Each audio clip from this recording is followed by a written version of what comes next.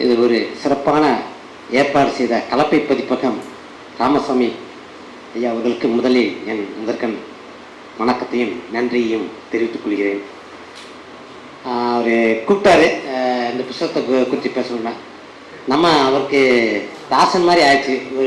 நம்ம தடுக்கவும் முடியாது. அவரை பற்றி பேசுறதுக்கு என்ன பேசி தான் அவங்க உடனே ஒத்துக்கிட்டேன்.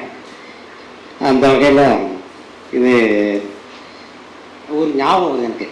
நீங்கள் பெரிய வஉசியோட அந்த இது என்னன்னா திட்டமிடப்படாத ஒரு கூட்டத்துக்கு இதில் இருக்கிறாருன்னு வச்சுங்களேன். ஒரு இடத்துக்கு போகிறாரு, எந்த ஒரு திட்டமிடலும் கிடையாது. ஆனால் 1 மணி நேரத்தில் பேசுகிறேன்னு சொன்னாங்கன்னா அந்த இடத்துல 5000 பேர் கூடக்கூடிய ஒரு சக்தி அவர்கிட்ட இருந்தது. ஆனால் நீங்கள் 1 மாதமாக தொடர்ந்து இணையத்தில் எல்லாத்துலேயும் போட்டு நமக்கு வர்ற கூட்டம் இருக்குல்ல, நான் அந்த கூட்டத்துக்காக சொல்லலை. ஆனால் அப்படி ஒரு கரிஸ்மாட்டிக் லீடர் அவர் இருந்தார். அதனால தான் அவர் மக்கள் தலைவர், முதல் மக்கள் தலைவர். அதாவது விஞ்சிட்ட விஞ்சிட்டு ஒரு கூட்டத்துக்கு கூப்பிட்றாரு, இப்போ அவரோட டிஸ்கஷனுக்காக கூப்பிட்றாரு, என்னை வந்து பார்க்கணுன்னு சொல்லுது. ஏன்னா அன்னைக்கு பார்க்க வேண்டிய நாள் அன்னைக்கு ஈவினிங் வந்து தூத்துக்குடியில் கூட்டம். தூத்துக்குடி கூட்டத்தை போக விடாமல் தடுக்கணும், அதுக்கு தான் அவர் கூப்பிட்றாரு. கூப்பிட்டு காலையிலே வர சொல்லிட்டாங்க. ஏன்னா அதிகாரி கலெக்டர் கூப்பிட்டு தான் போய்த்து ஆகணும். காலையில் 10 மணிக்கெலாம் போய் உட்காந்துட்டாரு. சாயந்தரம் 4 மணி வரைக்கும் உட்கார வைக்கிறாங்க. அதே பொறுமையாக உட்காராரு. அவன் இந்த டிஸ்கஷனை மிஞ்சி வந்து ஆரம்பிக்கிறது 5 மணிக்கு மேலே தான் ஆரம்பிக்கிறான். அவனுக்கு ஒரு கணக்கு இருக்குது. சரி, அதுக்கு மேலே பேச அந்த காலத்து இந்த காலத்தில் இருக்கிற மாதிரி பஸ்ஸு கிஸ்லாம் கிடையாதுல்ல. திருப்பி போனால் மறுநாள் தான் போகணும். அன்னைக்கு அவர் தூத்துக்குள்ளே பேசக்கூடாது, அதே அவன் கணக்கு. இந்த டிஸ்கஷன்லாம் பேசி முடிச்சுட்டு மணி 6:30 ஆயிடுச்சு. நாளைக்கும் வர சொல்கிறார். ஆனால் இன்னைக்கு பேச வேண்டிய கூட்டம் ரத்தாயிடுச்சு. ஏன்னா காலையிலே கூட்டத்தை முடிச்சு போயிடலாம், திருநெல்வேலி முடிச்சு போகணும். அவர் என்ன சொல்றாரு, முடிச்சுட்டு வந்தோன்னே கூட்டத்தை கூட்டுறா இங்கே அப்படின்றாரு. எங்க திருநெல்வேலியே 6 மணிக்கு கூட்டம் முடிஞ்சது, கூட்டத்தை கூட்டுறா இங்கே அப்படின்றாரு. 7 மணிக்கு எவ்வளோ கூட்டிச்சு? 4000 5000 பேர் கூட்டினாங்க. இது எப்படி சாத்தியமாச்சு? இப்போ எப்பேற்பட்ட ஒரு தலைவர். ஆனால் நம்ம எவ்வளவு டெக்னாலஜி இருந்து, இவ்வளவு இணைய வசதி இருந்து, இவ்வளவு இது இருந்தோம் நம்ம இல்லை. இதுக்கு அதுக்கு சொல்ல வரேன். இந்த அதே நேரத்தில் ஒரு நண்பர் உஸ்மான் அலி அவர்களுடைய ஒரு கவிதையோடு ஆரம்பிக்கலாம்னு நினைக்கிறேன். என்னன்னா, பேசா பொருளை எழுதியவர்களை விட எழுதப்படாமல் தவிர்ப்பவர்களை பற்றியே அதிகம் கவலை கொள்கின்றேன். பேசியவைகளை விட பேச தவிர்க்கும் விஷயங்களை பற்றியே பெரிதும் யோசிக்கிறேன். இசைத்த பாடங்களை விட தவறுவிடும் இசை கோர்வைகளே அதிகமாக கேட்டு விளைகிறேன். வரலாறு கொண்டாடும் தலைவர்களை விட கண்டுகொள்ளப்படாமல் கடந்து செல்லும் தலைவர்களை பெரிதும் மதிக்கத்தக்கவர்களாக தோன்றுகிறார்கள். ஏன் தவிர்க்கப்படுகிறது என்பதே என் கேள்வி. ஏன் கண்டுகொள்ளப்படாமல் விடப்படுகிறார்கள் என்பதும் தான். விரும்புகின்றதையே கொடுத்து கொடுத்து செல்லத்தால் சீரழித்தது ஏன்? தடவி தடவி கொடுத்து வாலாட்டம் மட்டுமே பழக்குவதை ஏன்? கடிக்க வேண்டாம், குறைந்தபட்சம் குறைக்கவாவது பழக்கிக்கொள்ளாமே. திருடர்கள் அதனால்தான் தினவெடுத்து திரிகிறார்கள். கசப்பான பொய்களுக்கு தேன் தடவி தினமும் தின்ன கொடுத்து பழக்கியதால் சுவை மரத்த நாவுகளுக்கு இனிப்பான உண்மைகள் கசக்கின்றன. இனியேனும் பேசா பொருளை பேசும். அந்த பேசா பொருள் நாயகரை பற்றி இன்றைய கூட்டத்தில் பேச நான் நினைக்கிறேன். இன்னைக்கு சலபதி சார் கொண்டு வர இந்த சுதேசி ஸ்டீல் புக் எவ்வளவு முக்கியமானது அப்படின்னு பார்த்தீங்கன்னா, இப்ப பேசா பொருளை பேசுறதுனால தான் எவ்வளவு காலம் புறக்கணிச்சிருக்கீங்க. அப்புறம் இந்த புத்தகம் அவர் ஜெயிலுக்கு போகும்போது எழுதப்பட்டது. 1908 அவர் ஜெயிலுக்குள்ள போறாங்க. அப்ப கொண்டு வந்த புஸ்தகம் இந்த புஸ்தகம் 1908. ஆனா இந்த புத்தகம் 1908க்கு பிறகு 113 ஆண்டுகளுக்கு பிறகுதான் கொண்டு வந்தேன். ஏன் அவரை தேடி கொண்டு வந்திருக்க முடியல? எத்தனை நாளா எங்க அவரை விட்டோம்? இது வந்து கவனமின்மையோ இது இல்ல, புறக்கணிப்பு. சரி, எந்த பண்ற மாதிரி எல்லாம் தொடர்ந்து புறக்கணிச்சிருக்காங்க. நீங்க பாத்தீங்கன்னா, பட்டாபி சீதாராமையரோட காங்கிரஸ் சரித்திரம், காங்கிரஸ் மகாசபை சரித்திரம் 2 வால்யூம். அங்க நீங்க பார்த்தீங்கன்னா ஒரு வரியோட அவர் பற்றியிருக்கார்.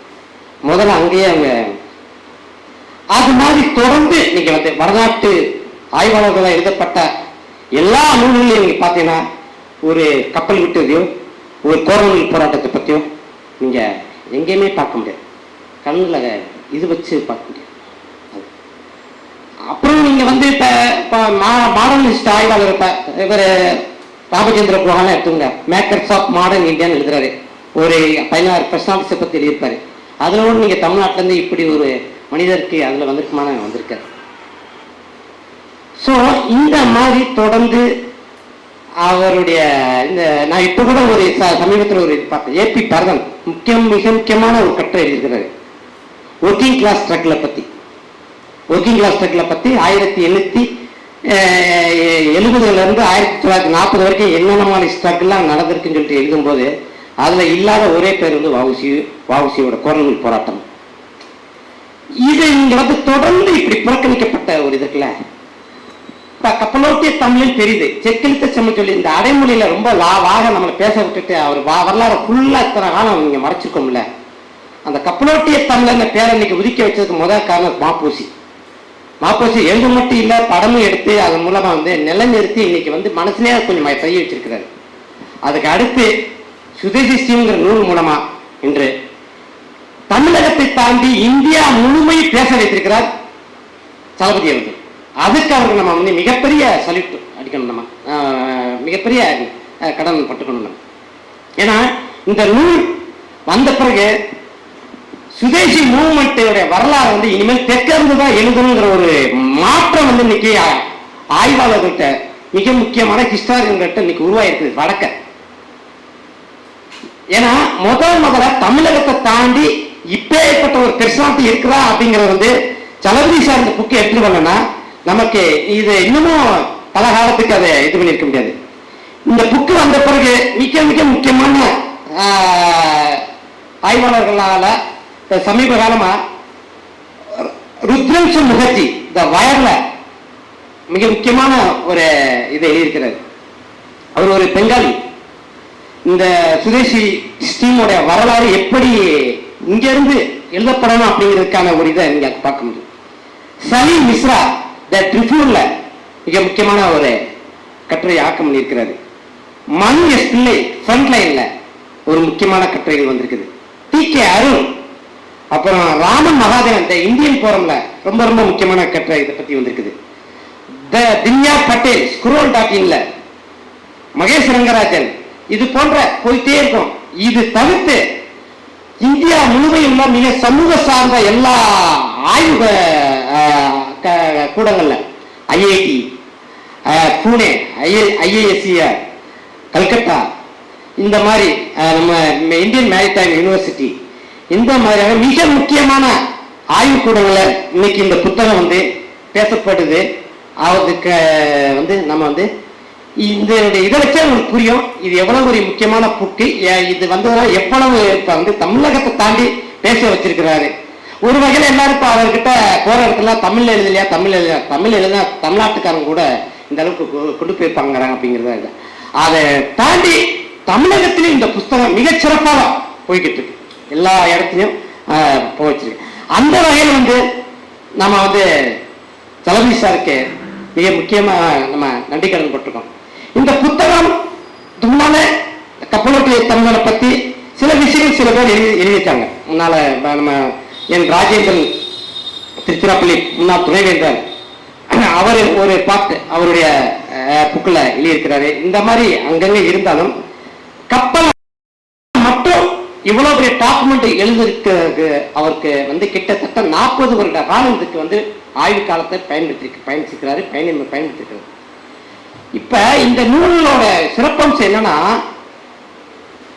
இதனுடைய மேக்சிமம் அவர் வந்து அவருடைய செடிசன் கேஸ் வழியா, போலீஸ் ரிப்போர்ட், சிஐடி ரிப்போர்ட் வழியா, போலீஸ் அப்ஸ்ட்ராக்ஷன் ரிப்போர்ட் வழியா, அப்புறம் அந்த கேஸ்ல யாரெல்லாம் இருக்காங்களோ அவங்களுடைய இது வழியா, ஹிண்டு, பழைய சுதேசமித்திரன், பழைய ஆர்கைவ்ஸ் எல்லாத்துலயும் வந்து தேடிய பெரிய டிராவல் பண்ணியிருக்காரு.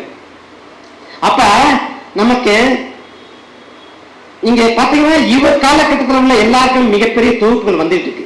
நீங்க காந்திக்கெல்லாம் பாத்தீங்கன்னா 100 தொகுப்பு வந்திருக்காங்க. ஜவஹர்லால் நேரு பாத்தீங்கன்னா ஒரு 50 தொகுப்பு வந்திருக்கு. பட்டேலுக்கு அதே மாதிரி வந்திருக்கு. ராஜேந்திர பிரசாத்துக்கு வந்திருக்கு. இப்ப ராஜாஜிக்கு வந்திருக்குது. சத்தியமூர்த்திக்கு வந்துட்டு இருக்குது. ஆனா இவருக்கு இப்படி ஒரு தொகுப்பு இதுவரைக்கும் நமக்கு இன்னமும் ஒரு ஒரு சொல்லக்கூடிய ஒரு பெரிய அளவிலான ஒரு ஹிஸ்டரி வந்து இப்ப தனஞ்சயக்கீரி அம்பேத்கர் எழுதின மாதிரியும் வந்து இன்னைக்கு வரைக்கும் வரலாற்றாலும் கப்பலுக்குன்னு சொல்லிட்டு இந்த புத்தகம் இன்னைக்கு வந்து நான் கொண்டு வந்து நிப்பாட்டி இருக்கிறார். அந்த வகையில் இந்த புத்தகம் நமக்கு ரொம்ப சிறப்பானது. இதுல அவர் வந்து 12 சாப்டர் இருக்கும். இந்த சாப்டரு அந்த வடிவமைப்புக்கு முந்த ஒவ்வொரு இடத்துலையும் நங்கூரம் போட்டிருப்பாரு. இதை வந்து ஒரு கடல் வணிகத்தோட அந்த கடல் நீரோட கடல் வழி பயணத்தோட கனெக்ட் பண்ற மாதிரியே அதை டைட்டில் கூட அந்த அளவுக்கு சிறப்பு எடுத்தது பண்ணியிருப்பாரு. அது இந்த சுதேசி ஸ்டீம் அப்படிங்கிறது வந்து அந்த அந்த கொதிநிலையும் சொல்ல வராரு. அதே மாதிரி நீராவி கப்பலையும் சொல்லுவாரு. இந்த மாதிரி அவங்க தலைப்பு வந்து ரொம்ப ரொம்ப இன்ட்ரெஸ்டிங்கா இருக்கும். சி சேஞ்ச், வெள்ளக்காரங்க வந்த பிறகு வஉசி எப்படி தூத்துக்குடி வந்து பொருளாதாரமா அடிக்கணும் அப்படி யோசிக்கிறார்ல, அத அந்த தூத்துக்குடியை மையமா வச்சு சி சேஞ்ச், கடல் மாற்றம் அப்படின்றது. செட்டிங் செயில், அவர் வந்து இந்த முத கப்பலை இறக்குறது. இந்த தலைப்பு கூட நீங்க பாத்தீங்கன்னா அந்த கடல் சார்ந்த பொருளாதார வணிகத்தை சார்ந்த வார்த்தைகளை தேர்ந்தெடுத்து அவ்வளவு அழகான இங்கிலீஷ் வார்த்தைகளை ரொம்ப கச்சிதமா கையாண்டிருப்பாரு. அதுவும் இந்த இதுல நமக்கு ரொம்ப பிடிச்ச விஷயம். ஆக இந்த கப்பல் வணிகங்கிறது எப்படி வருதுன்னா, நம்ம பின்னால நமக்கு மெயினா வந்து இதுக்கு போகணும்.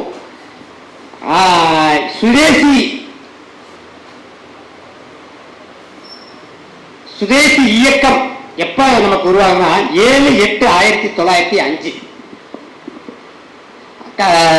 7/8/1905 தான் சுதேசி மூவ்மெண்ட்டுக்கான ஒரு விதை உருவான நாள். அதனுடைய தாற்பயம் என்னன்னா 3 விஷயம். அந்நிய பொருள்களை விலக்குதல், boycott of the foreign goods, promoting the indigenous products. இங்க உள்ளூர் சார்ந்த சுதேசி சாமான்களை வந்து நம்ம உற்பத்தி செய்யணும். தேசிய கல்வி, நேஷனல் எஜுகேஷன், இந்த ஒரு இதுதான் அவங்களுடைய இது உருவானது வந்து கல்கத்தா பேசுறாக இருந்தாலும் அவங்க அதை செயல்படுத்தி இருந்தாலும் அதோடைய தாக்கம் வந்து தெற்க அப்படியே பரவி வருது. அங்க அந்த இந்த சுதேசி மூவ்மெண்ட் வந்து அங்க உள்ள பத்ராலோ கம்யூனிட்டிஸ் வந்து கையில எடுத்து செஞ்சாலும் டவுன் டு எர்த்ல உள்ள மக்களை வந்து அவங்க அணுகிறதுல அவங்களுக்கு ஒரு சிக்கல் இருந்திருக்கு. ஆனா இந்த மூவ்மெண்ட்டை வந்து மக்களை கொண்டு போய் மக்களை அரசியல்படுத்துற ஒரு விஷயத்துல வந்து தெற்க அதை வஉசி தான் அதை வந்து இந்தியாவுக்கு வந்து ஒரு வழிகாட்டுற ஒரு இதுவாகவும் ஆக்கியிருக்கிறார். அதாவது நீங்க வந்து ஆங்கிலேயர்கள் உள்ளுக்குள்ள வந்த பிறகு அவங்க செஞ்ச பெரிய மாபெரும் இதுன்னா நம்ம ஊர்ல உள்ள அனைத்து விதமான இண்டஸ்ட்ரீஸை வந்து காலி பண்ணிட்டாங்க. இண்டிஜினியஸ் தொழில்களை ஃபுல்லா, பண்டைய தொழில்களை ஃபுல்லா காலி பண்ணாங்க. ஏன் நம்ம சோழ காலத்திலிருந்து மிகப்பெரிய அளவுல கப்பலை கட்டி ஆண்ட பரம்பரை நம்ம சொல்றோம்ல, திரவியம் தேடி கடலோடி தேடி திரவியம் தேடுங்கிற மாதிரி அவையார் வாக்குல இருந்து சொல்றோம்.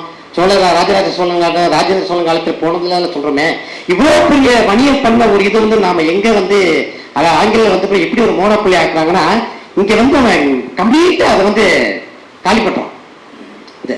அதே மாதிரி அவங்க நெசவு தொழில் கம்ப்ளீட்டா காலி பண்றாங்க, நெசவு தொழில். ஆக நம்ம உள்ள பண்டைய தொழிலுக்குள்ள அவன் காலி பண்ணி அவன் மோனோபொலி ஆகலாம்.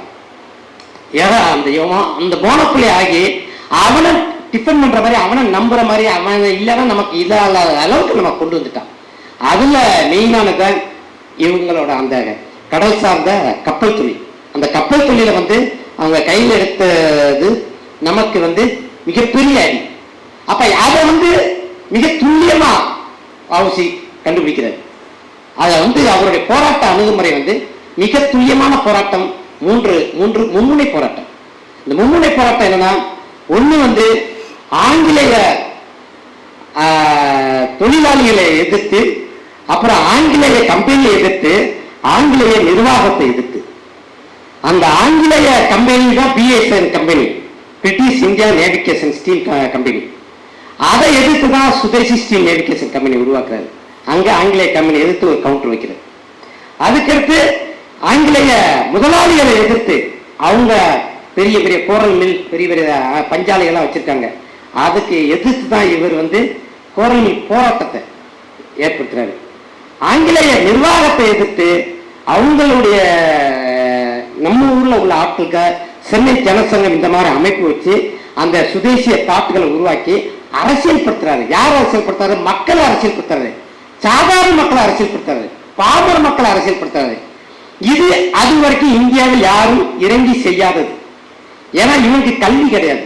கல்வி இல்லாததை அவன் பயன்படுத்திக்கிட்டான். அவன் என்ன அதை முழுக்க அதை அவனை நம்புற அளவுக்கு போறதுன்னு நம்மகிட்ட அவேர்னஸ் இல்லை. அந்த அவேர்னஸ் உருவாக்குறாங்க. அந்த அவேர்னஸ் உருவாக்குறத அதுக்கு முன்னாடி வஉசி காலத்துக்கு முன்னாடி வரைக்கும் என்ன இது பினைட்டட் ப்ராவின்ஸ், தூங்கு மூஞ்சி மாகாணம் இதுக்கு பேரு. இப்படித்தான் சுரேந்திரநாத் பானர்ஜி கிண்டலாம் பண்ணியிருக்காரு. அது பாரதி சொல்வாரு. அந்த பாரதி சூரத் மாநாட்டுக்கு பிறகு 1905 மங்க பிரிவினைக்கு பிறகு சுதேசி மூவ்மெண்ட் எழுச்சி வந்த பிறகு அதனுடைய எழுச்சி உச்சகத்தை உருவாக்குறதுல பெரும்பங்கு வஉசி. இதத்தான் அரவிந்தர் சொல்றாரு, அரசியல் முற்றிலும் இன்று தெற்கு நோக்கி திரும்பி விட்டது. தெற்கு நோக்கி திரும்பி விட்டாரு. அதுக்கு காரணம் வஉசிங்கிறவர் தான். பெல்டன் மிஸ்டர் சிதம்பரம் பிள்ளைன்னு ஒரு கட்டுரை எழுதுறாரு. அதுதான் சொல்றாரு, அதாவது ஒரு தலைவர் எப்படி இருக்கிறதுக்கான குவாலிட்டியே அவர்கிட்ட இருக்கு. ஒரு தலைவருக்குள்ள தலைமை பண்பு, விட்டு கொடுத்து போறது, எங்க எப்படி இப்படி நடந்துகிறது அப்படிங்கிறதுக்கான எல்லா குவாலிட்டியும், இந்த குவாலிட்டி அவர் மகாபாரத குருஷேத்திரவாரோட அவர் கம்பேர் பண்றாரு. அதுல உள்ள அந்த குணங்கள் ஃபுல்லா இல்ல, கருணை உள்ள ஆளா மனுஷன் இருக்கிறாரு. அதனால அவரை வாழ்த்துவதற்கு புஷ்பல்ல இருக்கிற விமானத்துல மலர் சூரியனுக்கு பாண்டவர்கள் போறாங்க அப்படின்னு உருவப்படுத்தி இருப்பார். அந்த அளவுக்கு இவரை வந்தேமாதர பத்திரிகை 1908 பாராட்டுதுன்னா இவருடைய ரோல் எப்பேற்பட்ட ரோல், எப்பேற்பட்ட தலைவராக இருந்திருக்கிறாரு. அதுதான் அவரு அந்த இதை சொல்றாரு. அந்த இதை இப்ப இங்க நம்ம தூத்துக்குடிய மையமா வச்சு எப்படி கப்பலை இறக்குறாங்க அப்படிங்கிற நம்ம பார்க்கணும். இந்த இதுல தூத்துக்குடி அங்க ஏற்கனவே கொற்கை அந்த பழைய இலக்கியத்திலிருந்து ஏகப்பட்ட முத்து குளிக்கிறத சங்கு தொழில் அது மாதிரி இருக்கிறதுனாலும் ஒரு கட்டத்தில் முழுக்க அவங்க ஆங்கிலேயர்களுடைய இதுக்கு வந்த பிறகு அங்க உள்ள வியாபாரம் பண்றவங்களுக்கு வைக்கிறதுக்கு முழுக்க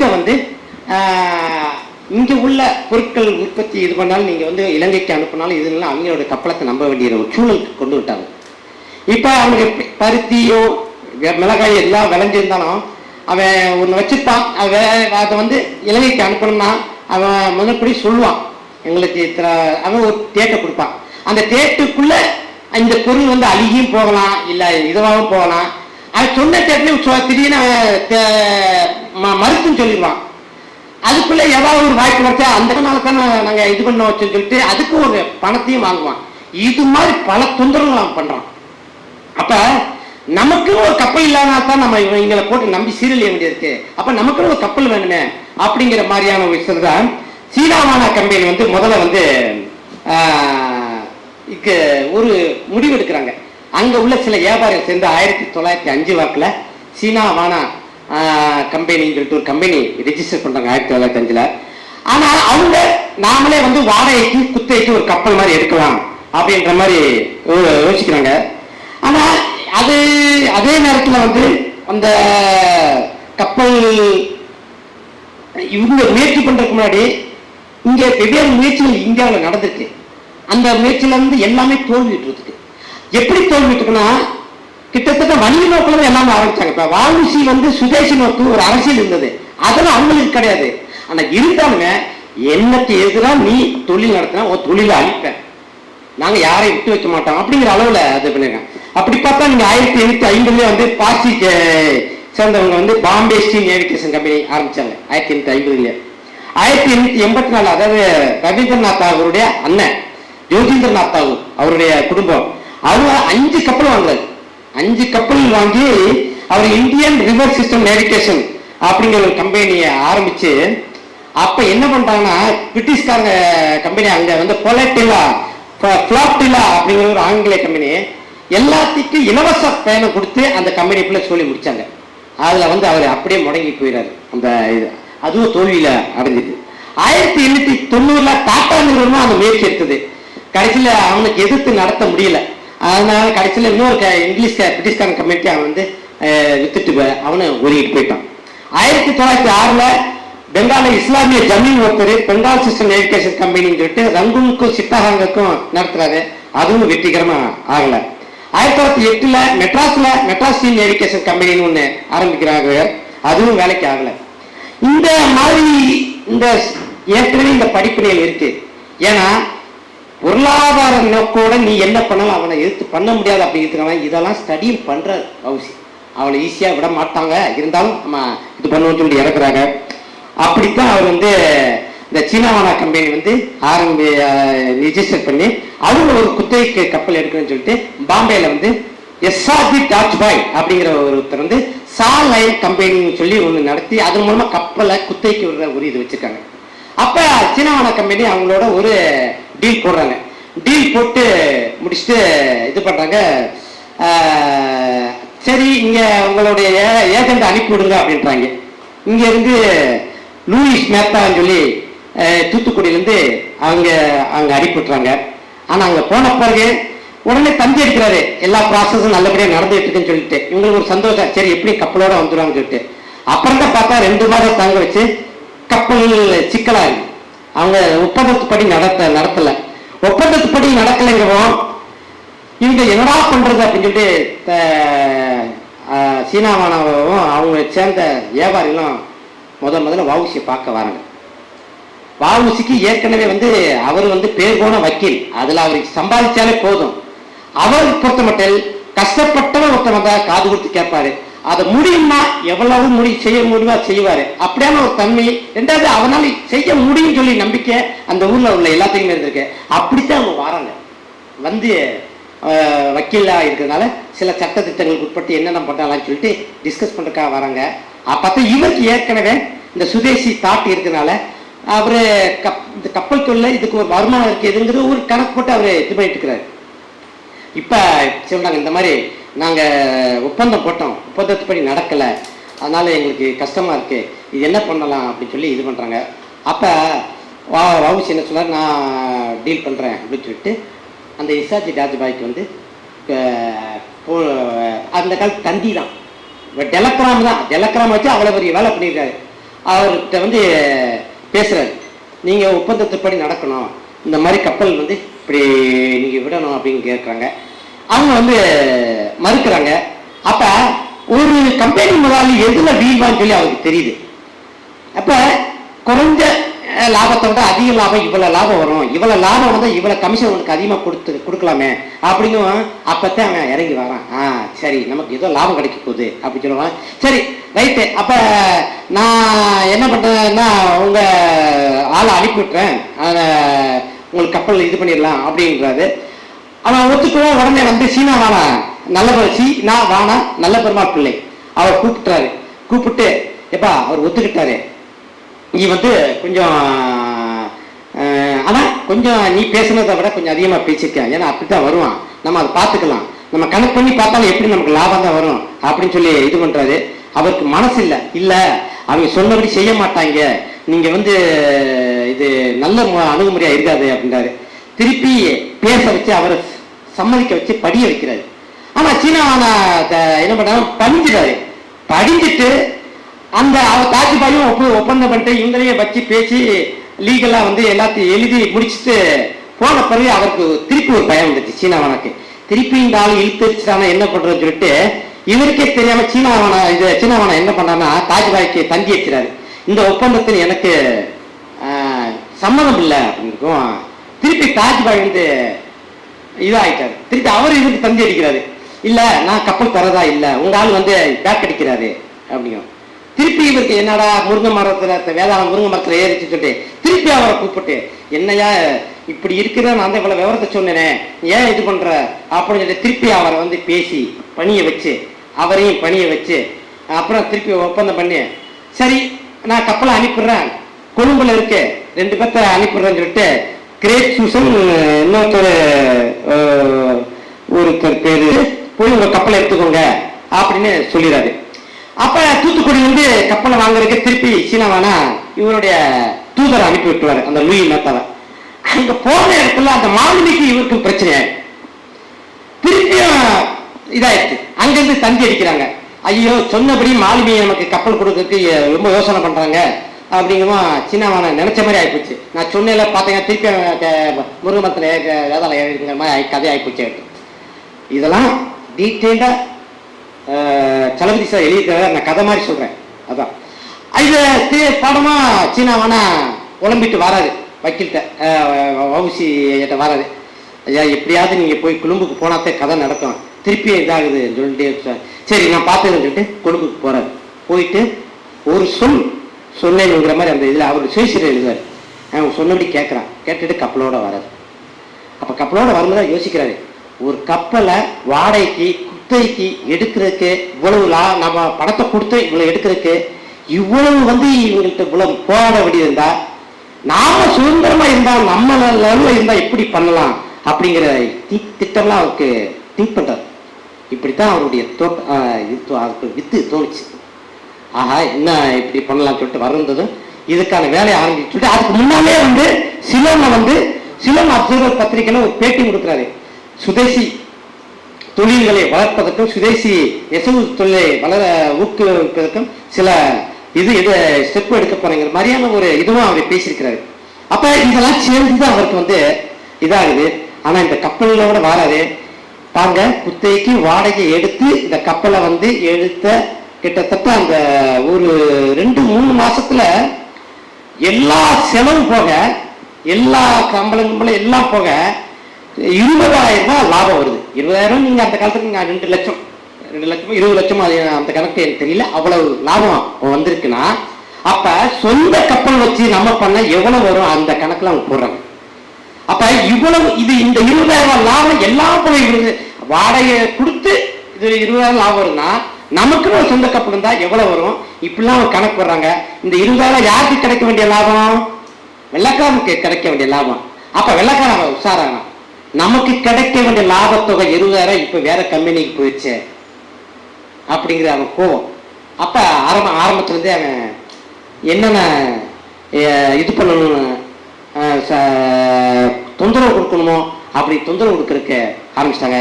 அதனுடைய இதுதான் ஃபர்ஸ்ட் வந்து என்னன்னா ரேட் கட்டிங் சிஸ்டம். என்ன பண்றதா, நீ வந்து 4 ரூபானா நான் 2 ரூபா, நீ 2 ரூபானா நான் 1 ரூபா, பாதிக்கு பாதி விலையை குறைக்கிறது, அதன் மூலமா நான் ஆளுகளை இழுக்கிறது. இந்த ஒரு லெவலுக்கு PSI company British Indian Airways company வந்து இறங்கும். அந்த இது ஒரு பக்கம் இருக்குது. அதே மாதிரி இந்த கப்பலுக்கு அந்த வெள்ளக்காரங்களுடைய கப்பலுக்கு ஒரு வசதி இருக்கு. நீங்க வந்து ஒரு ரயில்வே ஸ்டேஷன் ரயில்வே தெரிஞ்ச ரயில்வேயோட அவங்க ஒரு கனெக்ஷன் வச்சிருக்காங்க. அந்த கனெக்ஷன் என்னன்னா நீங்க ரயில்ல டிக்கெட் எடுக்கும் போதே அந்த கப்பலுக்கு சேர்த்து எடுத்துடலாம். நீங்க சுதேசி கப்பல்ல நீங்க பயணிச்சா நீங்க தனித்தனியா எடுக்கணும், அதுல ஒரு இதெல்லாம் கிடையாது. ஆனா இங்க நீங்க எடுக்குதா ஆட்டோமேட்டிக்கா உங்களுக்கு வந்து அவனே இறக்கி எல்லாம் கொண்டு போறக்கு அந்த வசதிகளோட அவனா இது பண்ணியிருக்கான். இந்த இதெல்லாம் அவன் கொடுக்குறான், இப்படிலாம் அவன் கொடுத்தும் பார்க்கறான். ஆனா இதுக்கு இடையில வந்து இது நம்ம இதுதான் ஆகணும் அப்படிங்கிற மாதிரி அவங்களுக்கு போகுது. அப்ப 1906 அக்டோபர் 16 இவர் வந்து இவருடைய திட்டத்தின்படி கப்பல் நம்ம பதிவு பண்ணிடலாம் அப்படிங்கிற மாதிரி அவர் வந்து சுதேசி ஸ்டீம் நேவிகேஷன் கம்பெனின்னு சொல்லி ரெஜிஸ்டர் பண்றாரு. 1906 அக்டோபர் 16 பண்றாரு. இந்த பதிவு பண்ணது பிறகு இதுக்கு இந்த இவங்க ஏற்கனவே வந்து இவங்க பழங்குன்னு கொட்டப்பட்டவங்க, இவங்க அவ்வளவு பெரிய ராஜ்யம் நடத்தி வந்தவங்க. பிரிட்டிஷ் 1857 இதே சிப்பாய் கலவரம் நடக்கும் போதெல்லாம் அவங்க உள்ள ஆர்மர் போர்ஸை தான் இங்க கப்பல்ல கொண்டு வந்தாங்கன்னா அந்த அளவுக்கு கவர்மெண்டோட பெரிய டச் வச்சிருக்காங்க. இது வந்து ஒரு அவர் மலைக்குள்ள மோதுற மாதிரி இவரு, கொசு மாதிரி இவரு. ஆனா அது கொசு சிறுசுதான், ஆனா என்ன மூக்குல கை இருக்கும்ல அது மாதிரியான ஒரு குடைச்சல் இவரு. அவரு அரண் மாதிரி இருக்கிறாரு. அவருடைய திட்டங்கள் பார்த்தா பக்காவா இருக்குது. அந்த 1906 ரெஜிஸ்டர் பண்ண பிறகு அவர் ப்ராஸ்பெக்டஸ் ஒன்று ரெடி பண்றாரு. அந்த ப்ராஸ்பெக்டஸ் பார்த்தால இன்னைக்கு 100 வருஷம் ஆன பிறகு இப்படி ஒரு கொள்கை வடிவம் பண்ண முடியுமா? அவர் சொன்ன இதெல்லாம் 100 வருஷம் சுதந்திரம் அடைஞ்ச பிறகு அவர் சொன்னதெல்லாம் இன்னைக்கு வரைக்கும் நம்மளாம் ஒரு டாப் யார்டு கூட நம்மளால அமைக்க முடியல. அப்படி ஒரு விஷனோட அவர் அதை பண்ணிப்பாரு. அப்பதான் அவர் என்ன பண்றாரு, அந்த ஜாயிண்ட் ஸ்டாக் கம்பெனி, இது கூட்டு மூலதன திட்டம், த லிமிடெட் கம்பெனி லயபிலிட்டி, இது முதல்ல இந்த திட்டத்தை இந்த மாதிரியான ஒரு எக்கனாமிக் ஆஸ்பெக்ட்ல யோசிச்சிருக்கிறாருன்னா, ஒரு தூத்துக்குடியில ஒரு தென்கோடியில ஒரு கிராமத்தில் உள்ள ஒரு ஆளுக்கு, ஒரு மனுஷனுக்கு எப்படி இப்படி ஒரு திட்டம், இப்படி ஒரு விஷன், இப்படி ஒரு கரு உருவாக்குங்கிறது ரொம்ப ஆச்சரியமா இருக்கு அப்படின்னு சொல்லி தளபதி இதுல பதிவு பண்றாரு. இது அந்த அதாவது இதுல புக்ல இல்லாத ஒரு விஷயம், ஆனா அதை சொல்லணும். மார்சல்ஸ் ஃபைனான்ஸ் லிமிடெட் ஒரு கம்பெனி இருக்கு. அவங்க மேலாண்மை நிர்வாகத்துக்கான மிக முக்கியமான நிறுவனம் பாம்பேல இருக்கு. அவங்க ஒரு இதுல மேலாண்மை நாயகர்கள் சொல்லிட்டு ஒரு 3 பேர் சொல்றாங்க, இந்தியாவில் மறக்கக்கூடாத மேலாண்மை நாயகர்கள் சொல்லிட்டு. அதுல ஃபர்ஸ்ட் மேலிக் ஆம்பர் தான் முதல்ல இஸ்லாமிய பேரரசை ஸ்ட்ராங்கா அதுக்கு அடிகொலிட்டு பண்றதுக்கான ஐடியா கொடுத்துருக்காங்க. ரெண்டாவது இலக்கியங்கள் மூலமாக எப்படி சமாதானத்தை உருவாக்க முடியும் உலகம் முழுவதும் அப்படின்றது காமிச்சவர் ஷாஜகானோட தம்பி தாராஷுகோ. அது இரண்டாவது மேலாண்மை நாயகர் தான். மூணாவது மேலாண்மை நாயகர் பொருளாதாரத்தை எப்படி பொருளாதாரத்தை மூலமா அடிக்க முடியும், அதுக்கு எப்படி யோசிச்சாரு அப்படிங்கிறத வாவுசி சொல்றாங்க. இந்த 3 பேரை நான் மேலாண்மை நாயகர் வச்சு அவன் வைக்கிறான். அப்பனா அந்த வகுத்த திட்டம் இருக்குல்ல, அந்த ஜாயிண்ட் ஸ்டாக் கம்பெனி, இந்த திட்டம் தான் அது அவங்கள அசர வைக்குது. அதன்படி என்ன பண்றாருன்னா, அவர் 5 லட்சம் மூலதனம் இருந்தா போதும், அந்த 5 லட்சத்தை 20,000 பங்குகளாக குறிச்சு 25 ரூபா வீதம் போட்டு அதை கலெக்ட் பண்ணணும் அப்படின்ற ஒரு திட்டம் வைக்கிறார். இந்த திட்டத்தை வைக்கிறது மட்டும் இல்லாம அவர் இறங்கி வேலை செய்ய ஆரம்பிக்கிறார். அந்த இறங்கி வேலை செய்யும் போது அதுக்கு அவர் சில கணக்கு வழக்கெல்லாம் கொடுக்குறாரு. அந்த இது எப்படி கொடுக்குறாங்கன்னா, எவ்வளவு செலவாகும் எவ்வளவு வரவாகும் அப்படிங்கிறத ரொம்ப கிளியரா சுதேசி ஸ்டீமர் வித்யாபானம் இந்த கொள்கை வடிவம் அந்த ப்ராஸ்பெக்டஸை கிட்டத்தட்ட 1801 மருது சகோதரனுடைய அந்த ஜம்புத்தீவு பிரகடனத்தில் ஒன்று வரும். அதுக்கு ஈக்குவலான ஒரு பிரகடனம் மாதிரி அந்த இது அவரு சொல்றாரு. 1250 நெட்டு டன் மேல உள்ளதும் 1500 நெட்டு டன் வரையில ஸ்டீமர் 2க்கு கரையம் 3,50,000 ரூபாய். 40 டன் நெட்டு டன் உள்ள மேலுக்கும் 69 நெட்டு டன் வரை உள்ள ஸ்டீமர் லான்ச்சுக்கு 2 வாங்கினா கரையம், அதுக்கு ஒரு 50,000 ரூபாய். ஸ்டீமர் வேலை நடத்துவதற்கு மூலதனம் 1 லட்சம், ஆக மொத்தம் 5 லட்சம். இந்த 5 லட்சத்தை நம்ம போட்டோம்னா அது கிளியர் கணக்கு எல்லாம் போடுறாரு. நாள் ஒண்ணுக்கு 3rd கிளாஸ் பிரயாணிகள் மட்டும் உட்கார வச்சோம்னா ஒரு ஆளுக்கு 40 ரூபாய் வீதம், வருஷம் ஒண்ணுக்கு 1,44,000 பிரயாணிகள், ஒரு நபர் ஒண்ணுக்கு 2,000 ரூபாய் போட்டோம்னா 3,60,000 ரூபாய் வரும் அவர் கணக்கு. செகண்ட் கிளாஸ்க்கு அதே மாதிரி 3,600 பயணிகள் ஒரு வருஷத்துக்கு பயணிச்சாங்கன்னா 750 ரூபாய் போட்டோம்னா 27,000 ரூபாய் வரும். ஃபர்ஸ்ட் கிளாஸ் டிராவலர்ஸ்க்கு 27,000 ரூபாய் வரும். மாடுகளுக்கு 2 ரூபாய் 2 அணா வீதம் போட்டோம்னா ஒரு தடவை 75 மாடுகள் ஏற்றணும்னா வருஷம் ஃபுல்லா 27,000 மாடுகள் ஏற்ற முடியும். அதன் மூலமா 54,000 ரூபாய் வரும். அதே மாதிரி ஆடுகள் இவ்வளவு ஏற்றலாம், மூட்டைகள் இவ்வளவு ஏற்றலாம். அப்படி போட்டு போக வர எவ்வளவு ஆகும் அப்படி போட்டு வரவு செலவு அவங்களுக்கு சம்பளம் கம்பளம் எல்லாம் போக எவ்வளவு 10 லட்சம் லாபம் வருது. இது அழகா கிளியரா போட்டு காமிக்கிறது. அப்ப இதுல நான் போட வேண்டியது 5 லட்சம். இந்த 5 லட்சத்தை குப்பனும் ஆகலாம், சுப்பனும் ஆகலாம், எவ்வளவு பெரிய ஆகும் ஆகலாம் அப்படின்னு கணக்கு போடுறாரு. கணக்கு போட்டு அதை இறங்கும் செய்யறாரு. அதுக்கான ஆட்களை ஃபுல்லா தேடுறாரு.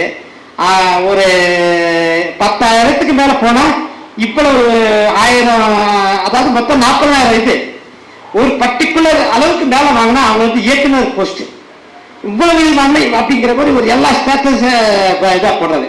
அப்படி போட்டு அவர் கிட்டத்தட்ட அதுக்காக இப்படி ஒரு திட்டம் ஒரு போடுறாரு.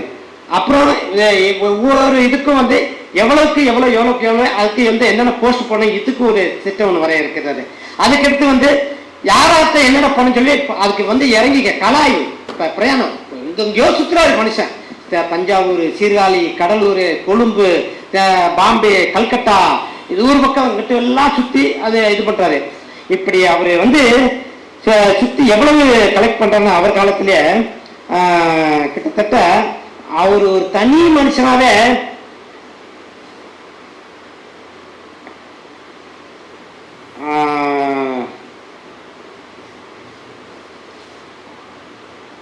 அதாவது ஒரு கல்கட்டாவிலே 15,000 ஷேர் வித்திருக்கு. இங்க யோசிச்சு பாருங்க, 1908 ஒரு மனுஷன் இங்க இருந்து அங்க போய் அவருக்கு என்ன மாதிரி ஒரு குவாலிட்டி இருந்தா அதை வாங்கியிருக்க முடியும் எந்த காலத்துல யோசிச்சுப்பாங்க. அதே மாதிரி பாம்பேல 10,000 ஷேர், பாம்பேல 10,000 ஷேர். இங்க மெட்ராஸ்ல லாடு கோயில், அதாவது ரொம்ப ஷேர் வந்து அதிகமா குறைஞ்சு போனது ஒன்னே மெட்ராஸ் மட்டும்தான்.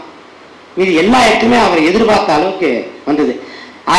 ரொம்ப அதிகம் வந்து சேலத்துல தான், தமிழ்நாட்டில் சேலத்துல 1 லட்சம் அளவுக்கு வந்து திரட்டினாரு.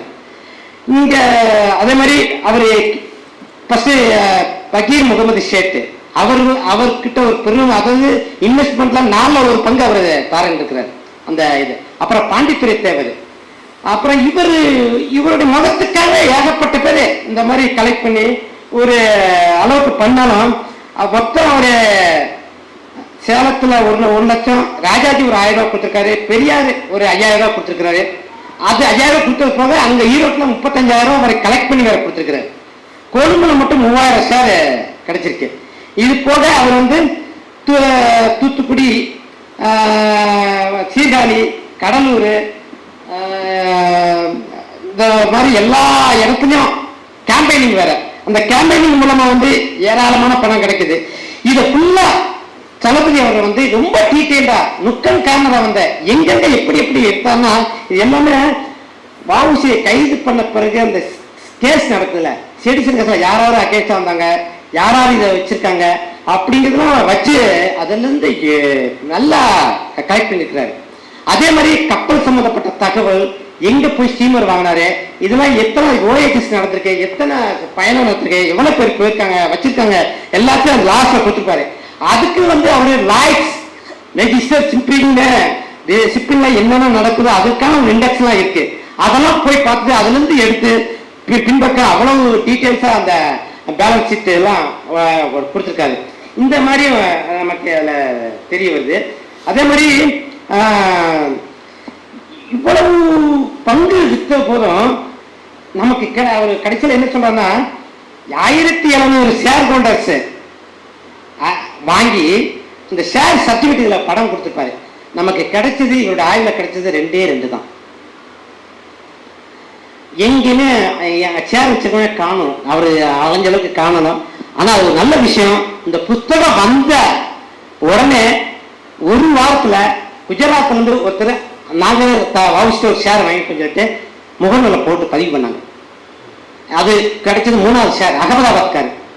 அப்பதான் நமக்கு தெரியுது அகமதாபாத் தாண்டி இதை வாங்கியிருக்காங்க. நம்ம ஊர்ல ஏன் கிடைக்கலன்னா முழுக்க ஆஸ் கொலை நடந்த பிறகு இவரோட யாரெல்லாம் தொடர்பு வச்சாங்களோ அவருக்கு எனக்கு சம்மந்தம் இல்லாடான்னு சொல்லிட்டு எல்லா டாக்குமெண்ட்டையும் அதுல பாதி காலி ஆயிடுச்சு. அதனால இவருடைய வரலாற்று எழுதுறதுக்கு பல டாக்குமெண்ட்ஸ் வந்து ஆளாளுக்கு கிடைக்காதனால அந்த இதுக்குள்ள போய் தான் இவ்வளவு ஒரு தேர்தல் வேட்டை பண்ணி தளபதி இதை நமக்கு கொடுத்திருக்கிறாருன்னா சாதாரண விஷயம் இல்லை இது. அப்ப இவ்வளவு 1700 ஷேர் ஹோல்டர்ஸ் வந்து வெறும் 2 சர்டிபிகேட் தான் நமக்கு கிடைச்சிருக்குன்னா அது எனக்கு இப்ப கூட இடையில எனக்கு ஒரு நண்பர் போன் பண்ணாரு. இப்ப இதுல வேதாரண்யம் பக்கத்துல ஒரு ஷேர் இருக்கிற குடும்பத்துல வச்சிருக்காங்க மாதிரி தகவல் கொடுத்துருக்காங்க அந்த இது. ஆக இவருடைய ஒரு அலைச்சல், இந்த திட்டம், இதெல்லாம் நினைச்சு பார்க்கும்போது எப்படி இந்த ஒரு மனுஷன் இவ்வளவு பெரிய இதை இருக்காங்க. இது ஒரு பக்கம் கப்பலா. இந்த சமயத்துல கப்பல் பாம்பேக்கு வாங்க போறாரு. பாம்பேக்கு எப்ப போறாரு? 1907 டிசம்பர் வாக்கில் தான் போறாரு. டிசம்பர் வாக்கில் போகும்போது அவருக்கு குழந்தையும் பிறக்குது. 2வது குழந்தை பிறகுது. மூத்த பையனுக்கு வந்து உடம்புக்கு ரொம்ப முடியாம போயிருது. தந்தி மேல தந்தி அடிக்கிறாங்க. அவரு நான் முக்கியமான விஷயத்துக்கு வந்திருக்கேன், எதுவா வந்தாலும் கடவுள் பார்த்துக்குவான், நான் வேலையை முடிச்சுட்டு தான் வாரேன்னு சொல்லிட்டு 4 மாசமா 5 மாசமா அங்கே தங்கியிருக்கிறார். தங்கிட்டு லாவோவையும் காலியா கப்பலையும் அங்க இருந்து முக்கியமான ஆளுகளை வச்சு பேசி அதை பர்ச்சேஸ் பண்ணி முடிச்சுட்டு இத்தனாம் தேதி வரைஞ்சிட்டு அது சம்மந்தப்பட்ட இதெல்லாம் வந்து சுதேசி முத்திரலையும் இந்தியா பத்திரிகையிலும் அப்பப்ப தகவல் கொடுத்துட்டே இருக்கிறாரு. அப்ப இது கடைசியா வந்து லாவோ எப்ப வருதுன்னா மே மாசம் 11ஆம் தேதி 1906. அப்புறம் ஜூன் மாசம் காலியா ஃபர்ஸ்ட் காலியா வருது, அப்புறம் லாவோ கப்பல் வருது. இந்த 2 கப்பலும் வந்த பிறகு இவருக்கு அந்த கப்பலோட வந்துடுறாரு. கப்பல் வந்த பிறகு ஆட்டோமேட்டிக்கா பிஎஸ்ஏஎன் கம்பெனி வந்து, அதாவது பிரிட்டிஷ் ஸ்டீம் நேவிகேஷன் கம்பெனி வந்து உள்ளபடியே கரண்டு போயிட்டான். என்னடா பண்றது சொல்லிட்டு அப்ப இருந்தே வேலையை ஆரம்பிச்சிட்டான்.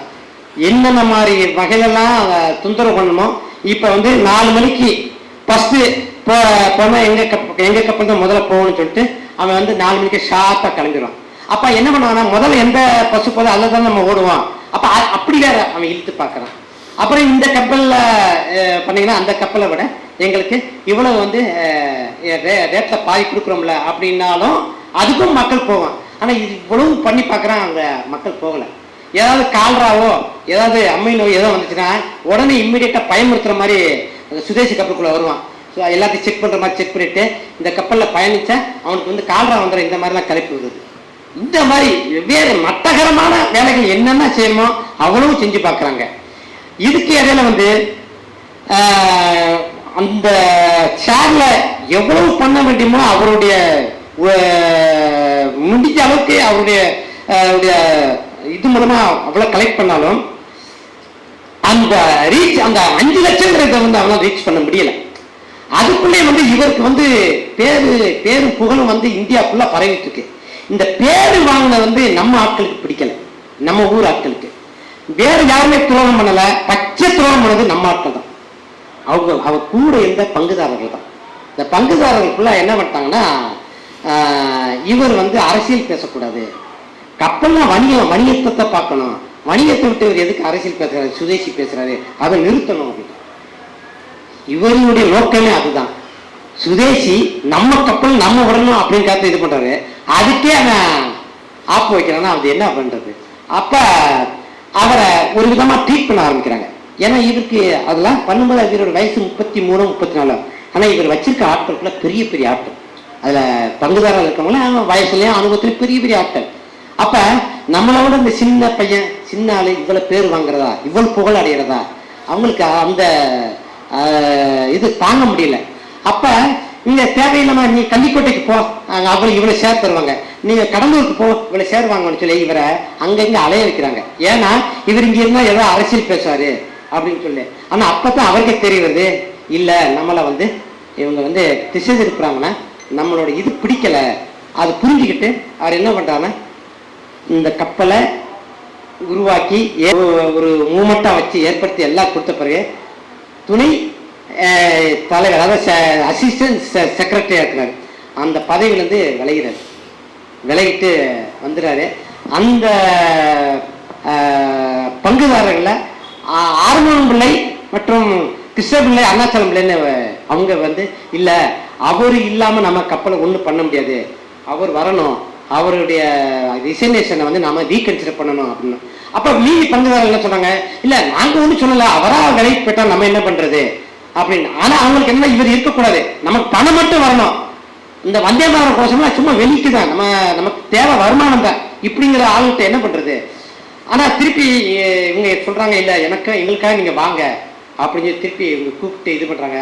ஆனா அந்த துணை தலைவர் போஸ்ட்ல இருந்து இவருக்கு என்ன பண்றாங்கன்னா ஏஜென்ட் மாதிரி ஆக்குறாங்க. அதையும் ஏத்துக்கிறாரு. ஏன்னா கப்பல் பாலா இருக்கக்கூடாது, தொழில நமக்கு நடக்கணும். அவருக்கு வந்து இந்த போஸ்ட் இது மாதிரிலாம் இவங்கள மாதிரி அந்த இதெல்லாம் இல்லை, அதையும் ஏத்துக்கிறாரு. ஆனா ஏத்துக்கிட்ட பிறகும் இவர் விலகுன அந்த காலத்துல கப்புன அந்த வருமானம் குறையுது, அந்த ஓட்டம் குறையுது, திருப்பி தூக்கி நிறுத்துறாரு. ஆனா ஏஜென்ட்ங்கிறது கூட இருக்கிறதுல கூட அவங்களுக்கு இன்னமும் அவங்களுக்கு சிக்கலா இருக்கு பங்குதாரர்கள். ஏஜென்ட் வேணாம், அவருக்கு மேஸ்திரி வேலை மாதிரி சூப்பரண்ட் கொடுத்துருவோம் அப்படின்றாங்க. அப்புறம் தான் அவர் இது வேலைக்கு சொல்லிட்டு நீங்கள் கப்பலை மட்டும் நல்லா பார்த்துன்னு சொல்லிட்டு விலகி வந்துடுறாரு. விலகி வந்த சமயத்தில் இங்கே கோரல் போராட்டத்தில் வந்து அங்கே பாடாப்படுறாங்க தொழிலாளர் அமைப்பில். அது அந்த கதை உங்களுக்கு தெரியும். தொழிலாளர் காலையில் போய் சாயந்தரம் வரைக்கும் எந்த குறைஞ்ச சம்பளத்தில் வந்து எந்த வித வசதி இல்லாமல் வேலை பார்க்குற இடத்துல இது அவங்களுக்கு ஒரு இது வேணும்னு சொல்லிட்டு அந்த கோரல் போராட்டத்தை கையில் எடுக்கிறாரு. அதுலேயும் வெற்றி, மாபெரும் வெற்றி. இவங்களுடைய இந்திய சரித்திர வரலாற்றிலே ஒரு சுதேசி இயக்க போராட்டத்தை பாட்டாளி வர்க்கத்தோட அரசியலோடு கலந்த முதல் போராட்டம்னா அதுதான். அந்த போராட்டத்துக்கு அடுத்து 6 மாதம் கழிச்சு பாம்பே நடந்த போராட்டத்தெல்லாம் லெனின் வந்து குறிப்பிடாரு. ஆனா வஉசி போராட்டத்தை வந்து ஒரு குறிப்பு இல்லை, எங்குமே இல்லை, இதுலையுமே இல்லை. இந்த போராட்டம் ஒரு பக்கம் வெற்றி அடையுது. அடுத்து வீரச்சந்திரபாலருடைய இது ஒரு பக்கம் அவருடைய விடுதலை, அந்த விடுதலையை ஒட்டி இவர் பேச ஆரம்பிக்கிறாரு. அந்த கூட்டம் போடணுங்க, அந்த கூட்டத்துக்கு தான் முதல்ல தடை விதிக்கிறாங்க, இதெல்லாம் பேசக்கூடாது அப்படின்னு சொல்லிட்டு. அதுக்கு நோட்டீஸ் அனுப்புறாங்க. அந்த நோட்டீஸ் அனுப்பி தான் அப்போ தான் இவர் வந்து கூப்பிட்டு பேசுகிறாங்க. மார்ச் 7ஆம் தேதி போய் பேசுகிறாரு. அது வந்து 12ஆம் தேதி வரைக்கும் 2 பேருக்கு பேச்சுவார்த்தை நடக்குது. 12ஆம் தேதி சாயந்தரம் 3 மணிக்கு கைது செய்யப்படுறாரு. 13ஆம் தேதி திருநெல்வேலியும் தூத்துக்குடி எரியுது, பற்றி எரியுது, பெரிய பிரச்சனை ஆகிய இதை காரணம் காட்டி உள்ளுக்குள்ள அவரை வந்து மிகச்சரியாக அவனுக்கு கப்பல் கம்பெனியை முடக்கிறதுக்கு ஒரு காரணம் வேணும். அந்த காரணம் இதுவா வச்சு அதை வந்து கூப்பிட்டு கண்டிக்கிற ஒரு விஷயத்த அவங்க வந்து இது ரொம்ப தந்திரமா அதை வந்து இது பண்ணி உள்ளுக்குள்ள தள்ளுறாங்க. போன பிறகு அவன் பட கப்பல்ல சோழி முடிக்கிறதுக்கான வேலையை பார்க்குறாங்க. மார்ச் 13 இவர் உள்ளுக்குள்ள போறாரு. மார்ச் 21 ஆண்டு அறிக்கை வெளியிடுவாங்க. இந்த வருஷம் அந்த சுதேசி கப்பல் கம்பெனியோட ஆண்டு அறிக்கை இல்லை. அப்போ ஆஷ் வந்து ஆண்டு அறிக்கை பார்க்கறதுக்காக இந்த சுதேசி கப்பல் கம்பெனி அலுவலகத்தில் வந்து மிரட்டி அந்த நோட்டெல்லாம் பார்க்குறாப்புல. அப்போ அதில் உள்ள பார்த்துக்கிட்டு இருக்க குசாமியர் வந்து நீங்கள் எப்போ வேணாலும் எங்கள் கணக்கு வழக்கு நாங்கள் ஓப்பனாக தான் இருக்கோம், நீங்கள் பார்க்கலாம், ஆனால் இந்த மாதிரி இங்கே அலுவலகம் 3 பிறகு வந்து கேட்டு மிரட்டி இதெல்லாம் பண்ணக்கூடாது அப்படி மாதிரி சொல்கிறாங்க. ஏன்னா அவனுக்கு இது எப்படி முடக்கணுங்கிறது எல்லாம் இது பண்ணிட்டாங்க. ஆனால் ஒரு பக்கம் இவங்க அடுத்த கட்டத்துக்கு எடுத்துகிட்டு போக முடியல. இந்த நேரத்தில் வந்து இவர்கிட்ட வாங்கிட்டு வந்த 2 கப்பலில் ஒரு கப்பல் வந்து அதிகமான நிலக்கரியை யூஸ் பண்ணனால அந்த பாய்லர் கொதிகலன் வந்து வேலை செய்யாமல் காலியா கப்பல் வந்து கொழும்புலே நின்றுது. இது சோதனை, ஒரு பெரும் சோதனை. இதுக்கிடையில இந்த கப்பலை வந்து ஒரு தடவை வந்து 2 விஷயம் நடக்கும். முதல்ல வம்புக்குனே பிஎஸ்ஐஎன் கம்பெனி வந்து சுதேசி கப்பல் மேலே இடிப்பாங்க. இடிச்சிட்டு அதை வந்து ரிப்போர்ட் பண்ணுவாங்க. அப்போ உள்ள சப் கலெக்டர் பாலர் வந்து அதை கிடப்பில் போட்டுருவான். அதை வந்து கண்டுக்கவே மாட்டான். அது வந்து அதை பற்றி பேசுகிற அந்த போலீஸ்மேன் குருணாவையரையும் கூப்பிட்டு மிரட்டிடுவான், இதில் இது பண்ண முடியாது சொல்லிட்டு. ஆனால் இப்போ வந்து இந்த லாவோ கப்பல் வந்து அவங்க படகை ஒரு 10 தடவை மோதின பிறகு அந்த மோதின இதை வந்து இவங்களுடைய பிரிட்டிஷ் கப்பலுடைய லான்ச்சில் தான் போய் அதை மீட்டு எடுப்பாங்க. அது 2 பேரும் 3 பேரும் இறந்துருவாங்க. ஆனால் அதை கேஸை எடுத்து இது பண்ணும்போது இவங்களுக்கு சாதகமாக இவங்களை ஒன்றும் சாதகமாக சொல்கிற மாதிரி சொல்லி பாரு, நீ வந்து இடிச்ச, ஆனால் இடிச்ச 2 பேரும் இதாகிட்டோம், அதை மீட்டு எடுக்கிறதுக்கு நாங்கள் வந்து எங்களுடைய லான்ச்சத்தை பயன்படுத்த வேண்டியிருக்கு, பிரிட்டிஷ்காரங்க இதில் லான்ச்சத்தை பயன்படுத்திருக்கேன், அப்போ உங்ககிட்ட பாதுகாப்பு இல்லை அப்படின்ற மாதிரி ஒரு இதை செக் வைக்கிறான். அப்படி சொல்கிற மாதிரி கொடுத்து அங்கே செக் வைக்கிறான். நீங்கள் வந்து இன்னும் அதுக்கான தகுதி இல்லை உங்களுக்கு அப்படின்னு இது பண்ணுறான். அப்போ இதெல்லாம் எப்படி முடக்கிறதுக்கான ஒரு இது. அப்போ இந்த 1906 1907 ஆண்டு அறிக்கையில் உள்ள அந்த பயணங்களுடைய எண்ணிக்கையும் பிரயாணிகளின் எண்ணிக்கையை விட 1908 இவர் ஜெயிலுக்கு போன பிறகு கப்புன்னு குறைஞ்சிது. 12,000 பிரயாணிகள் பயண இடத்துல வெறும் 3000 4000 வரும். அப்போ இவரும் உள்ளுக்குள்ளே போன பிறகு இவங்களால எடுக்கவும் முடியல. ஒரு பக்கம் காலியா கப்பல் வந்து கொதிகலன் போய் அங்கே கொழும்புல நிற்குது, ஒரு பக்கம் லாவோ கப்பலில் வந்து நிலக்கரியை வந்து அதிகமாக வந்து அந்த கேப்டனு ஒரு சில ஊழல் பண்ணிடுறான். ஊழல் பண்ணி அதில் வர நிலக்கரிக்கு டியூ வேலை கட்ட வேண்டியிருக்கு. அந்த டியூ கட்ட முடியாத ஒரு நோட்டீஸ் வேறு வந்துடுது. அப்போ ஒரே நேரத்தில் இங்கே இதுவும் போயிடுது, லாவோ கப்பலும் வச்சு தான் இது பண்ணணும். அங்க காலியா கப்பல் 3 மாசமா என்ன பண்ண முடியுமே, அது நிக்குது. இதெல்லாம் சரிப்படுத்துறதுக்கு நமக்கு குறைஞ்சது ஒரு 3 லட்சம் 4 லட்சம் அவங்களுக்கு வேணும். அப்ப திருப்பி அவங்க வந்து ரீஷெட்யூல் பண்ணி இதை வந்து திருப்பி வந்து 10 லட்சம் அப்படிங்கிற மாதிரி வச்சு பங்குகள் வச்சு இது பண்ணி விற்கிறாங்க. வாங்கறதுக்கு ஆள் இல்லை. அதே மாதிரி அந்த பழைய இது மாதிரி இதில் ஏற்கனவே பங்கு போட்ட பெரிய ஆட்களுக்குள்ள விலகி போகிறாங்க. ஆனால் இதில் ஒரு ரொம்ப முக்கியமான இது வந்து பாண்டித்துறை தேவை ரொம்ப முக்கியம். கப்பல் சீரழியுது, கவுந்து போகுதுங்கிற கட்டத்திலேயே வந்து பாண்டித்துறை தேவரும் இவரும் நம்ம மாண்டையன் ஃபேமிலியும் இவங்க 2 பேரும் மிகப்பெரிய அளவில் வந்து அதுக்குள்ள வந்து சப்போர்ட் பண்ணுறாங்க. அப்படி சப்போர்ட் பண்ணியும் கப்பலோட இதை வந்து காப்பாற்ற முடியல. அதுக்கு மாண்டையன் ஃபேமிலி இதில் வந்து கிட்டத்தட்ட அந்த காலத்திலே 3 லட்சம் இழந்திருக்கதாக எம்என் ராய் சிங்காரவேலுக்கு எழுதின லெட்டரில் இந்த குறிப்பு. இந்த மாதிரி சுதேசி கப்பல் கம்பெனிலேருந்து இந்த குடும்பத்துக்கு மிகப்பெரிய அளவு வந்து கடனுக்குள்ளாகி 3 லட்சம் கடனுக்குள்ளாகி டீப் டிப்ரெஷனில் பெரும் துயரத்தில் அந்த திருமலாச்சாரியார் இருக்கிறாரு அப்படிங்கிற ஒரு லெட்டரில் இந்த குறிப்பு இருந்திருக்குங்கிறத எடுத்து எழுதுறாரு. அதே மாதிரி பாண்டித்துறை தேவர் வந்து முழு போய் தெரிஞ்சு ஒரு கிராமத்தை அடகு வச்சு பெரிய அளவில் அதை சப்போர்ட் பண்ணுறாரு. அது எவ்வளோ தொகைன்னு நமக்கு தெரியல. ஆனால் இது வந்து கிட்டத்தட்ட 1910 இல்லை அந்த முடக்கம் நடக்குது. 11 டிசம்பரில் 4ஆம் தேதி கப்பல் முடக்கப்பட்டது. ஸ்ரீ முடக்கப்பட்டது. இது முடக்கப்பட்ட சில நாட்களே வந்து பாண்டித்துறை தேவர் அந்த அதிர்ச்சியில் இறந்து உயிர் கூட போயிருக்கலாங்கிற மாதிரியான ஒரு பதிவு நமக்கு மாதிரி தெரிய வருது. அவ்வளோ பெரிய இழப்பு அந்த இது. மாண்டையன் சீனிவாசத்தையும் அந்த மிகப்பெரிய இழப்பு. இப்போ இதெல்லாம் தொடர்ந்து பல்வேறு ஆட்களோட மிகப்பெரிய இழப்பெல்லாம் இருக்குல்ல. இது உள்ளுக்குள்ளே இருக்கிற வஉசிக்கு அப்போ வந்து சட்ட போராட்டம் வேறு நடந்துகிட்டு இருக்கு. அவர் உள்ளுக்குள்ளே வச்சுருக்காங்க. அந்த சட்ட போராட்டத்துக்கு இடையில வந்து இது பண்ணும்போது அப்போ கண்ணனூரில் ஜெயிலில் இருக்கிறார். மனைவியும் வர சொல்லிடுறாரு. மனைவியை வந்து மீனாட்சிமாவும் அங்கே வர சொல்லிடுறாரு, கண்ணனூருக்கு வர சொல்லிடுறாரு. அந்த நீக்கப்பட்ட பிறகு ஒரு அமௌண்ட் 1000 சொச்சம் அமௌண்ட் வந்து ஒரு மாதத்தில் ஏதோ கட்டணும், இல்லைன்னா அதுக்கு வந்து நீங்கள் தகுந்த வக்கீலை வச்சு பதில் சொல்லணும் அப்படின்ற மாதிரி ஒரு லெட்டர் போகுது. ஆனால் இது என்னன்னா மீனாட்சி அம்மா இருக்காங்களா, மீனாட்சி அம்மாவுக்கு அப்போ வயசு வெறும் 22. 2 சின்ன பசங்க, 2 சின்ன பசங்க. நல்லா சம்பாதிக்க வேண்டிய பெரிய ஆளுமை அவருக்கு இருக்கவும் தெரிஞ்சது. அவர் விரும்பி எடுத்த அரசியல் வாழ்க்கை வந்து அவர் வந்து இங்கே கொண்டு போயிடுச்சு. அதனால அந்த சம்பாத்தியமும் போயிடுது. நல்ல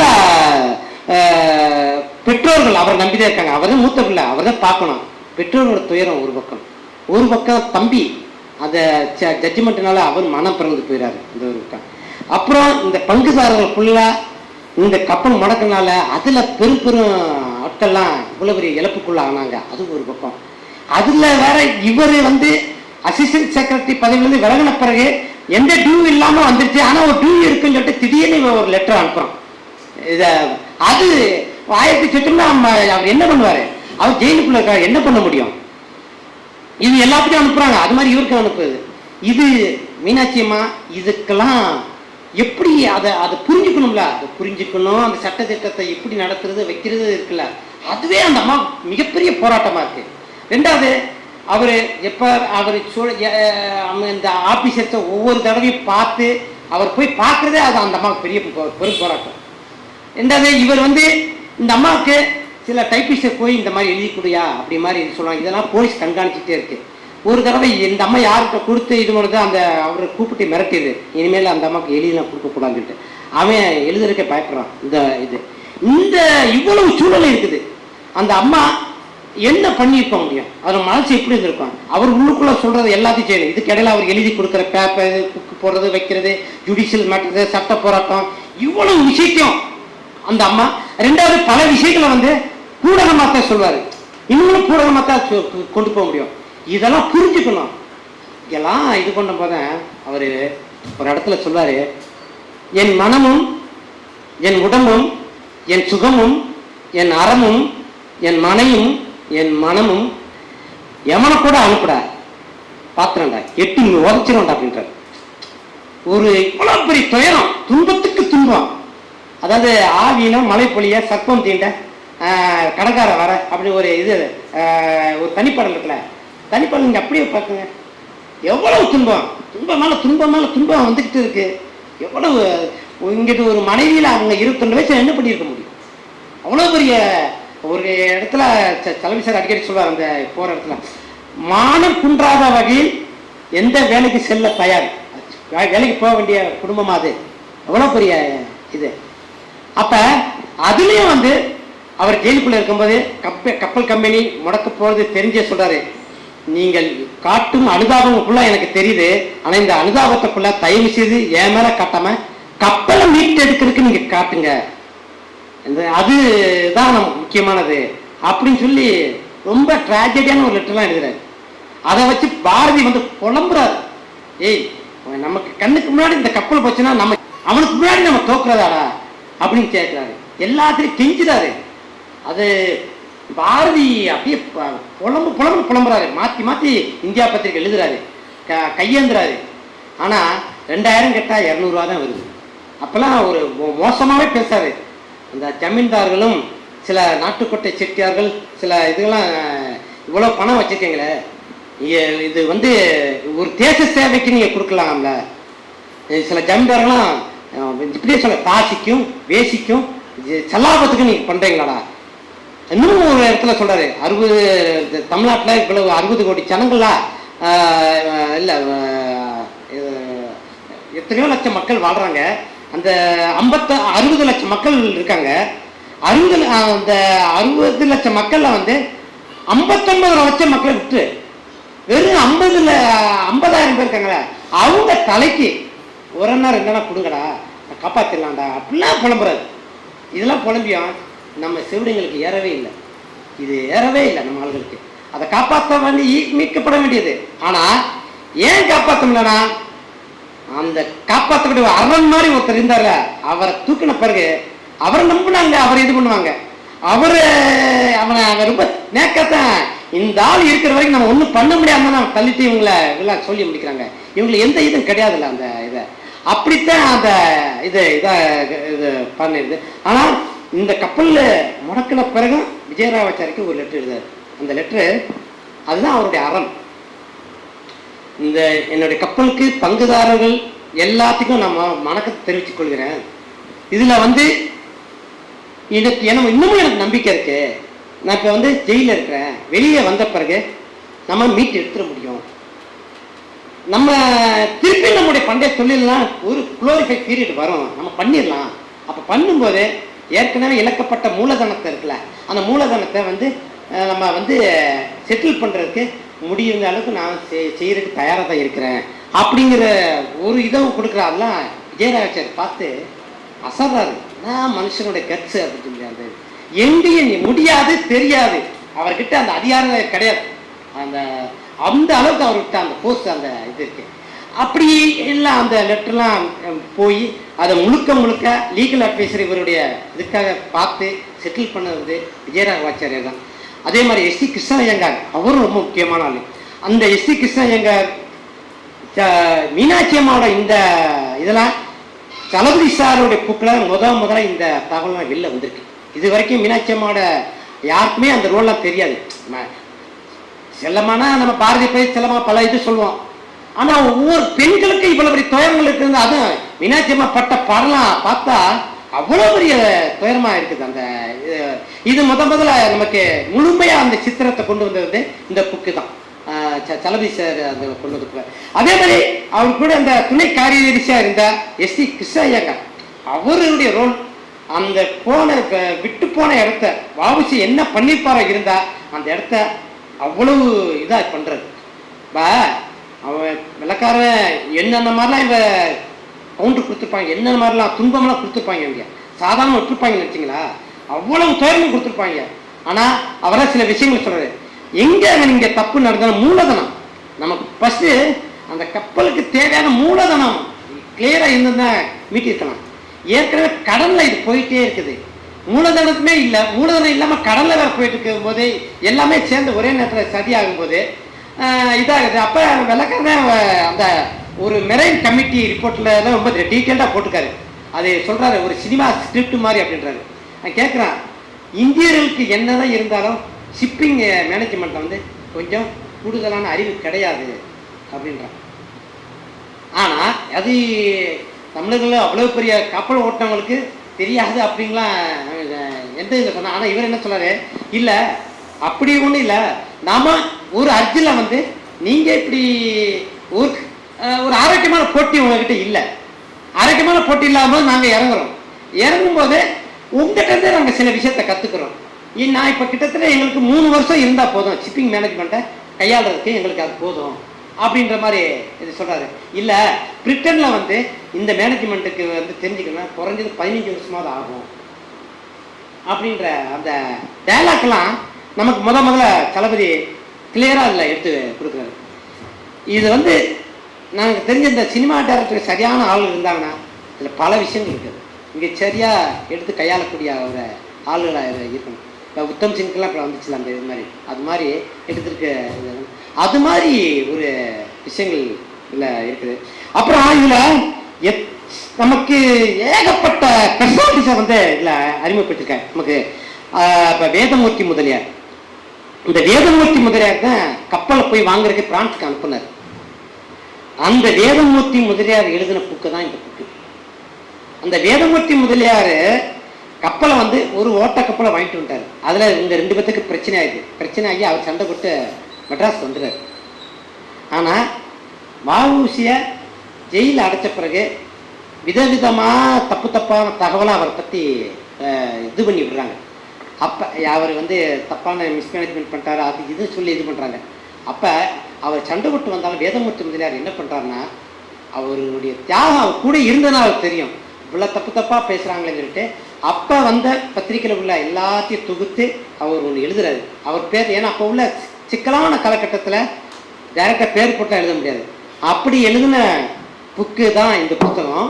இந்த புத்தகத்தை வந்து எழுதின பிறகு கிருஷ்ணசாமி ஐயர் அவரு தான் பல பத்திரிகைகளில் இருந்து தூக்கப்பட்டு போட்டு தான் எழுதியிருக்காரு. நான் அவர் ஆத்தராக இது பண்ணி வைக்கல, ஏன்னா அந்த காலகட்டத்தில் அது இதை போட்டால் சிக்கலாகும்னு சொல்லிட்டு. எனக்கு தெரிஞ்சு இந்த புத்தகம் வந்த பிறகு வஉசி வரலாறு அடுத்து சுதந்திரத்தை விட்டு 1944 மாப்போசி கொண்டு வந்ததான். அதுக்கு இடையில ஒரு வார்த்தையை கூட சொல்றதுக்கு கூட எவனுக்கு தைரியம் இல்லாமல் இருந்துச்சு. அவர் இறந்த போது கூட எத்தனை பேர் அவருக்கு ட்ரிபியூட் எழுதுறதுக்கு மகாத்மா காந்தி ட்ரிபியூட் எழுதலை, ஒரு சம்பிரதாயமாக கூட எழுதலை, சம்பிரதாயமாக கூட எழுதலை. அவர் அது ஒரு இதுதான், ஒரு பயம்தான். அந்த இவரோட சம்மந்தப்பட்ட எல்லா ஆட்களும் தன்னை அழிச்சிக்கிட்டாங்க. எத்தனை ஆஸ்திரேலியாவில் மாட்டினவங்களாம் எல்லாம் காணாமல் போனாங்க. மாடசாமி இவர் கூட ஒரு பெரிய தளபதி, அவர் இன்னைக்கு வரைக்கும் என்ன ஆனான்னு தெரியல. 1947 சுதந்திரம் அடைஞ்ச பிறகு அவர் சரண்டர் ஆகிக்கலாம், அவர் என்ன ஆனாலும் இன்னைக்கு வரைக்குமே தெரியல. அப்படியே ஹாஸ்பிட்டலில் போனவர் தான், இன்னைக்கு வரைக்கும் என்ன ஆனாலும் தெரியும். கிருஷ்ணசாமி ஐயர் இவருடைய சுதேசி மூமெண்ட்டை கரூரில் பேசி அவரை ஜெயிலில் போட்டு அவருக்கு வந்து அதுலேருந்து கஷ்டப்பட்டு அவர் சுரேந்திரநாத் ஆரியா எத்தனையோ பேர், அது ஒரு பக்கம். திருநெல்வேலி போராட்டத்தில் கலந்து கொண்டு விரட்டப்பட்டு போனாங்கல்ல, அவங்க இன்னைக்கு வரைக்கும் என்ன ஆனாங்க ஏதானாங்க, அந்த இது அதில் ஒரு பெரிய இது. இன்னொன்று, சென்னை வாழ்க்கை வந்து வறுமை மட்டும்தானே அவருக்கு இதாக கொடுத்துச்சு. 2 கப்பல் விட்ட ஒரு மனுஷனுக்கு வந்து இங்கே வந்து ஒரு 1000 ரூபா பலசரக்கு கடை வச்சு நடத்த முடியாமல் பாடுபட்டார். வந்த கவிஞருக்கெல்லாம் மாறிப்போல் பல்பொருள் வழங்கிய சிதம்பரம் தாழ்ந்து பசிக்கெல்லாம் பராரியாக ஓடுகின்றானே நாச்சொல்லு தோல் நலிந்துன்னு அப்படிங்கிறாரு. இல்லை உங்கள் மாதிரி தமிழ் வார்த்தைன்னு சொல்லணும். வெண்பால அவருடைய துயரம் வெண்பா இருக்குல்ல, சுதேசிய புலம்பல் வெண்பா இல்லை, ஒன்றும் அந்த அவருக்கு வந்து இந்த மாதிரி ஒரு கணக்கச்சிதமாக ஒரு கப்பலுக்காக எனக்கு ஒரு ஆதங்கம் உண்டு. இவ்வளோ காலம் புறக்கணிக்கப்பட்டுச்சு. யாரை பேசிக்கணும், தூங்குற காலண்டரில் அவர் பேர் இருக்காங்க, 80 வரைக்கும் இருக்காது, 1980 வரைக்கும் எல்லா பேர் இருக்கும். நவம்பர் 18க்கும் செப்டம்பர் 5க்கும் இவர் பேர் இருக்காது. யார் பண்ணியிருக்காங்க? சரி, இயக்கங்கள் என்ன பண்ணுச்சு, அமைப்புகள் என்ன பண்ணுச்சு, பேச நீங்க பேசியிருக்கணும்ல. எவனுமே பேசலன்னா அதுக்கு ஒட்டுமொத்தமா சேர்ந்து ஒரு அற்புதமான படைப்பு கப்பல்னா இதுதான் ஒரு டாக்குமெண்ட் அப்படின்னு சொல்லி நமக்கு இன்னைக்கு தமிழ்நாட்டை சேர்ந்தவராக இருந்தாலும் இன்னைக்கு இந்தியா முழுமையாக கொண்டு போய் சேர்த்திருக்க வெங்கடாச்சலபதி ஐயா அவர்களுக்கு நாம தமிழ் உலகம் நன்றி கடன் படணும் என்று சொல்லி இத்துடன் இந்த உரையை முடித்துக் கொள்கிறேன். நன்றி, வணக்கம்.